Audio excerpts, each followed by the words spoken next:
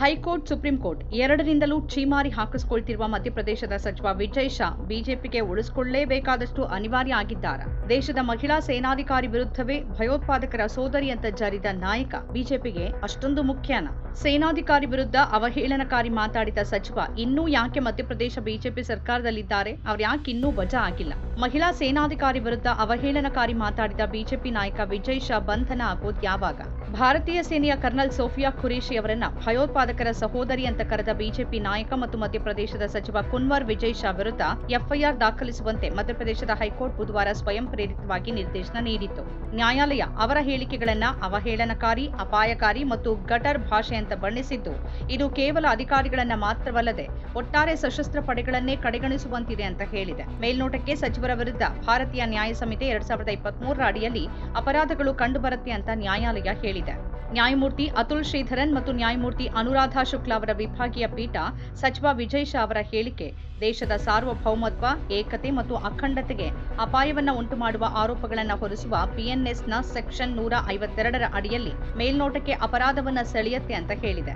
ಪಹಲ್ಗಾಮ್ನಲ್ಲಿ ದಾಳಿ ನಡೆಸಿದ ಭಯೋತ್ಪಾದಕರ ಸಹೋದರಿ ಕರ್ನಲ್ ಸೋಫಿಯಾ ಖುರೇಶಿ ಅಂತ ಸಚಿವರು ನೀಡಿದ ಹೇಳಿಕೆ ಮುಸ್ಲಿಮರಾಗಿರುವ ಯಾರಾದರೂ ಪ್ರತ್ಯೇಕತಾವಾದಿ ಭಾವನೆಗಳನ್ನು ಹೊಂದಿದ್ದಾರೆ ಅಂತ ಆರೋಪಿಸುವ ಮೂಲಕ ಪ್ರತ್ಯೇಕತಾವಾದಿ ಚಟುವಟಿಕೆಗಳ ಭಾವನೆಗಳನ್ನು ಉತ್ತೇಜಿಸುತ್ತೆ. ಇದು ಭಾರತದ ಸಾರ್ವಭೌಮತ್ವ ಅಥವಾ ಏಕತೆ ಮತ್ತು ಅಖಂಡತೆಗೆ ಅಪಾಯವನ್ನು ಉಂಟು ಮಾಡುತ್ತೆ ಅಂತ ಹೈಕೋರ್ಟ್ ನ್ಯಾಯಪೀಠ ಹೇಳಿದೆ. ಮೇಲ್ನೋಟಕ್ಕೆ ಬಿಎನ್ಎಸ್ ಸೆಕ್ಷನ್ 196(1)(b) ಅಡಿಯಲ್ಲೂ ಕೂಡ ಅಪರಾಧ ಕಂಡುಬರುತ್ತೆ ಅಂತ ನ್ಯಾಯಪೀಠ ಗಮನಿಸಿದೆ. ಈ ಸೆಕ್ಷನ್ ವಿವಿಧ ಧಾರ್ಮಿಕ, ಜನಾಂಗೀಯ, ಭಾಷೆ ಅಥವಾ ಪ್ರಾದೇಶಿಕ ಗುಂಪುಗಳು ಅಥವಾ ಜಾತಿಗಳು ಅಥವಾ ಸಮುದಾಯಗಳ ನಡುವೆ ಸಾಮರಸ್ಯವನ್ನ ಕದಡುವ ಮತ್ತು ಸಾರ್ವಜನಿಕ ಶಾಂತಿಯನ್ನ ಕದಡುವ ಸಾಧ್ಯತೆ ಇರುವ ಕೃತ್ಯಗಳ ಅಪರಾಧ ಆಗಿದೆ. ಮೇಲ್ನೋಟಕ್ಕೆ ಈ ಸೆಕ್ಷನ್ ಅನ್ವಯ ಆಗತ್ತೆ, ಯಾಕೆಂದರೆ ಕರ್ನಲ್ ಸೋಫಿಯಾ ಖುರೇಶಿ ಅವರು ಮುಸ್ಲಿಂ ಧರ್ಮವನ್ನ ಅನುಸರಿಸುವರಾಗಿದ್ದಾರೆ ಮತ್ತು ಅವರನ್ನ ಭಯೋತ್ಪಾದಕರ ಸಹೋದರಿ ಅಂತ ಉಲ್ಲೇಖಿಸುವ ಮೂಲಕ ಅಪಹಾಸ್ಯ ಮಾಡೋದು ವಿಭಿನ್ನ ಧಾರ್ಮಿಕ ಗುಂಪುಗಳ ನಡುವೆ ಸಾಮರಸ್ಯವನ್ನ ಕದಡಬಹುದು ಅಂತ ಹೈಕೋರ್ಟ್ ಗಮನಿಸಿದೆ.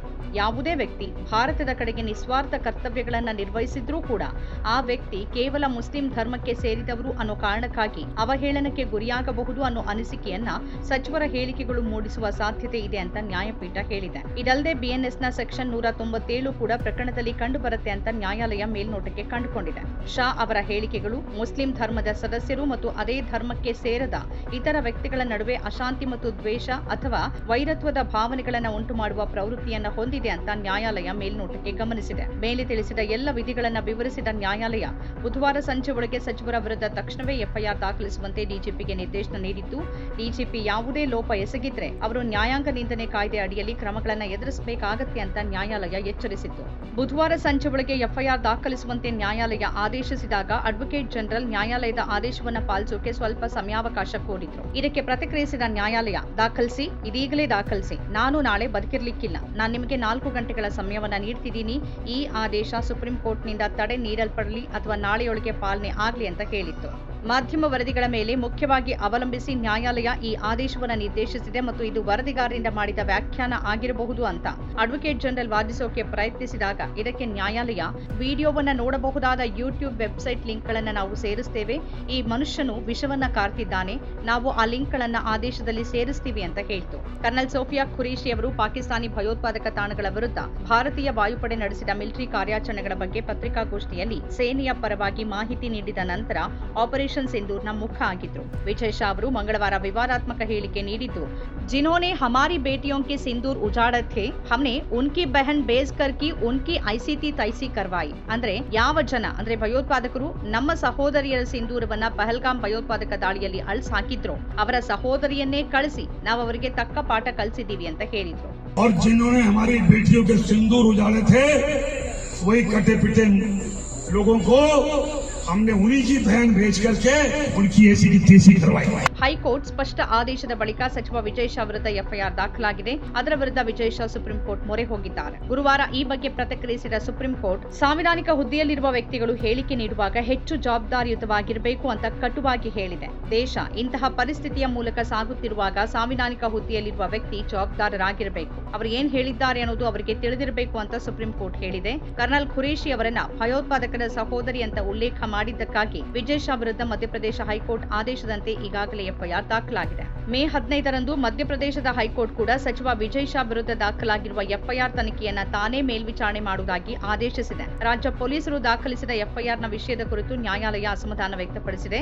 ಎಫ್ಐಆರ್ ಅನ್ನ ನ್ಯಾಯಯುತವಾಗಿ ಮತ್ತು ಯಾವುದೇ ಬಾಹ್ಯ ಒತ್ತಡಗಳಿಲ್ಲದೆ ಮಾಡಲಾಗಿದೆಯಾ ಅಂತ ಖಚಿತಪಡಿಸಿಕೊಳ್ಳೋಕೆ ತನಿಖೆಯನ್ನ ಮೇಲ್ವಿಚಾರಣೆ ಮಾಡುವುದು ಅನಿವಾರ್ಯ ಅಂತ ಹೈಕೋರ್ಟ್ ಹೇಳಿದೆ. ನ್ಯಾಯಮೂರ್ತಿ ಅತುಲ್ ಶ್ರೀಧರನ್ ಮತ್ತು ನ್ಯಾಯಮೂರ್ತಿ ಅನುರಾಧ ಶುಕ್ಲಾ ಅವರ ವಿಭಾಗೀಯ ಪೀಠ ಎಫ್ಐಆರ್ನಲ್ಲಿನ ವಿಷಯದ ಕುರಿತು ತೀವ್ರ ಅತೃಪ್ತಿ ವ್ಯಕ್ತಪಡಿಸಿತು. ಎಫ್ಐಆರ್ ಸಂಕ್ಷಿಪ್ತವಾಗಿದೆ ಮತ್ತು ಸಚಿವರ ಯಾವ ಕ್ರಮಗಳು ಅಪರಾಧದ ಅಂಶಗಳನ್ನು ಪೂರೈಸುತ್ತೆ ಅನ್ನೋದನ್ನ ಸ್ಪಷ್ಟವಾಗಿ ವಿವರಿಸಿಲ್ಲ ಅಂತ ನ್ಯಾಯಾಲಯ ಹೇಳಿದೆ. ಎಫ್ಐಆರ್ ಅನ್ನ ವಜಾಗೊಳಿಸೋಕೆ ಅನುಕೂಲವಾಗುವಂತೆ ಇದನ್ನು ರಚಿಸಲಾಗಿದೆ ಅಂತ ನ್ಯಾಯಾಲಯ ಪರೋಕ್ಷವಾಗಿ ಸೂಚಿಸಿತು. ಇದನ್ನ ತಡೆಯೋಕೆ ಮೇ 14ರ ನ್ಯಾಯಾಲಯದ ಆದೇಶವನ್ನ ಎಫ್ಐಆರ್ನ ಭಾಗವಾಗಿ ಓದಬೇಕು ಅಂತ ನಿರ್ದೇಶಿಸಿತು. ವಿವಾದ ಮತ್ತು ನ್ಯಾಯಾಲಯದ ಆದೇಶಗಳ ನಂತರ ವಿಜಯ್ ಶಾ ಅವರು ಬುಧವಾರ ರಾತ್ರಿ ತಮ್ಮ ಎಕ್ಸ್ ಖಾತೆಯಲ್ಲಿ ವಿಡಿಯೋ ಮೂಲಕ ಸಾರ್ವಜನಿಕವಾಗಿ ಕ್ಷಮೆ ಯಾಚಿಸಿದ್ರು. ಅವರು कर्नल सोफिया कुरैशी ಅವರನ್ನ ದೇಶದ ಸಹೋದರಿ ಅಂತ ಕರೆದ್ರು. हाल ही में मेरे दिए गए बयान से जो हर समाज की भावनाएं आई थी, उसके लिए मैं दिल से न केवल शर्मिंदा हूँ, दुखी हूँ, बल्कि माफी चाहता हूँ. हमारे देश की वो बहन सोफिया कुरैशी राष्ट्र धर्म निभाते हुए जाति और समाज से ऊपर उठकर उन्होंने जो काम किया है वो हमारी सगी बहन से भी ऊपर सम्मानित है. ಮಧ್ಯಪ್ರದೇಶದ ಮುಖ್ಯಮಂತ್ರಿ ಡಾಕ್ಟರ್ ಮೋಹನ್ ಯಾದವ್ ಅವರ ಕಚೇರಿನೂ ಹೈಕೋರ್ಟ್ ಆದೇಶದಂತೆ ಸೂಕ್ತ ಕ್ರಮ ತೆಗೆದುಕೊಳ್ಳುವುದಾಗಿ ಹೇಳಿದೆ. ಈ ಮಧ್ಯೆ ಸಚಿವ ವಿಜಯ್ ಶಾ ಅವರು ತಮ್ಮ ವಿರುದ್ಧ ಎಫ್ಐಆರ್ ದಾಖಲಿಸುವಂತೆ ನೀಡಿದ ಮಧ್ಯಪ್ರದೇಶ ಹೈಕೋರ್ಟ್ನ ಸ್ವಯಂ ಪ್ರೇರಿತ ನಿರ್ದೇಶನವನ್ನ ಪ್ರಶ್ನಿಸಿ ಸುಪ್ರೀಂ ಕೋರ್ಟ್ ಮೆಟ್ಟಿಲೇರಿದ್ದಾರೆ. ಅಲ್ಲೂ ಅವರಿಗೆ ಛೀಮಾರಿ ಬಿದ್ದಿದೆ. ಆದರೆ ಬಿಜೆಪಿ ಮಾತ್ರ ಇನ್ನೂ ವಿಜಯ್ ಶಾ ಅವರನ್ನ ಪಕ್ಷದಲ್ಲೇ ಉಳಿಸಿಕೊಂಡಿದೆ, ಸರ್ಕಾರದಲ್ಲೂ ಉಳಿಸಿಕೊಂಡಿದೆ. ಮಹಿಳಾ ಸೇನಾಧಿಕಾರಿ ವಿರುದ್ಧವೇ ಅತ್ಯಂತ ಕೆಟ್ಟದಾಗಿ ಮಾತಾಡಿರುವ ವಿಜಯ್ ಶಾ ಅವರನ್ನ ಸಂಪುಟದಲ್ಲಿ ಮುಂದುವರಿಸಿ ಬಿಜೆಪಿ ಈ ದೇಶಕ್ಕೆ ರವಾನೆ ಮಾಡುತ್ತಿರುವ ಸಂದೇಶ ಏನು? ಈ ಬಗ್ಗೆ ಪ್ರಧಾನಿ ಮೋದಿ, ರಕ್ಷಣಾ ಸಚಿವ ರಾಜನಾಥ್ ಸಿಂಗ್, ಗೃಹ ಸಚಿವ ಅಮಿತ್ ಶಾ, ಬಿಜೆಪಿ ಅಧ್ಯಕ್ಷ ಜೆಪಿ ನಡ್ಡಾ ಹಾಗೂ ಮಧ್ಯಪ್ರದೇಶದ ಮುಖ್ಯಮಂತ್ರಿ ಮೋಹನ್ ಯಾದವ್ ಅವರು ಮೌನ ಮುರಿದು ಮಾತಾಡಬೇಕಿದೆ. ನಮ್ಮ ಕಾರ್ಯಕ್ರಮಗಳನ್ನ ನೀವು ನೋಡ್ತಾ ಇದ್ರೆ ನಮ್ಮ ಚಾನೆಲ್ ಅನ್ನ ಸಬ್ಸ್ಕ್ರೈಬ್ ಮಾಡಿ, ಪಕ್ಕದ ಬೆಲ್ ಐಕಾನ್ ಒತ್ತಿ ನಮ್ಮನ್ನ ಬೆಂಬಲಿಸಿ. ಹಾಗೆ ನಮ್ಮ ಕಾರ್ಯಕ್ರಮಗಳನ್ನ ಲೈಕ್ ಮಾಡಿ, ಕಮೆಂಟ್ ಮಾಡಿ, ಅದನ್ನ ಬೇರೆಯವರಿಗೂ ವಾಟ್ಸ್ಆಪ್ ಮೂಲಕ ಶೇರ್ ಮಾಡಿ.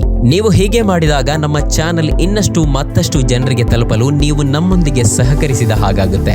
ಇದು ನೀವು ಯಾವುದೇ ಖರ್ಚಿಲ್ಲದೆ ಕೆಲವೇ ಸೆಕೆಂಡುಗಳಲ್ಲಿ ನೀಡಬಹುದಾದ ಸಹಕಾರ. ಧನ್ಯವಾದಗಳು.